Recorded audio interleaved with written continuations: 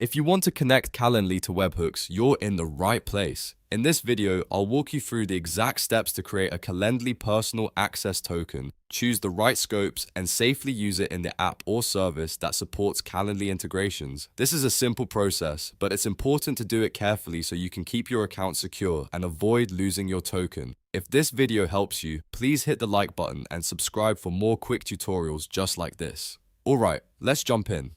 First, open Calendly and sign in to your account. Once you're inside your dashboard, look for the Integrations and Apps section. This is where Calendly keeps its connection options and developer-related tools, so that's the place you want to start. Click Integrations and Apps, then use the search bar and search for webhooks. When the results appear, select Personal Access Tokens.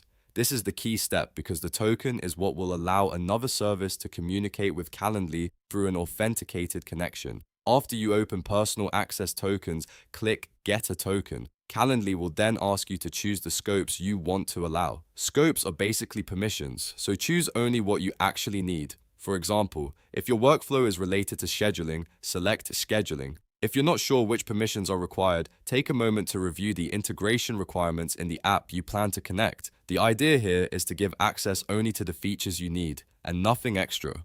That's a smart security practice, especially when you're working with automation or webhook-style connections. If Calendly prompts you to verify your email, go ahead and complete that step. This helps confirm your account before the token is generated.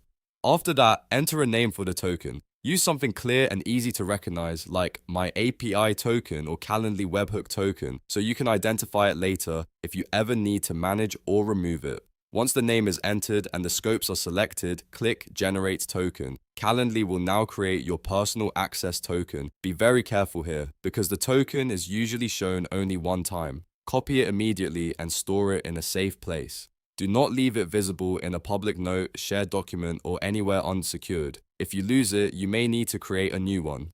Now that you have the token, paste it into the application or service that supports Calendly personal access tokens. This is the point where your integration can begin using Calendly data securely. Depending on the platform you're using, you may be asked to test the connection, map fields, or confirm webhook settings. If that happens, just follow the prompts in that app and make sure the token is pasted exactly as copied. If you ever want to manage your connection later, you can return to Calendly and review your personal access tokens, so you always stay in control of what's connected. And that's it. You've successfully created a Calendly token and connected it for use with webhooks or a supported app. If this tutorial helped, please give it a like, subscribe for more step-by-step software guides, and comment below if you want to see more Calendly automation videos. Thanks for watching, and I'll see you in the next one.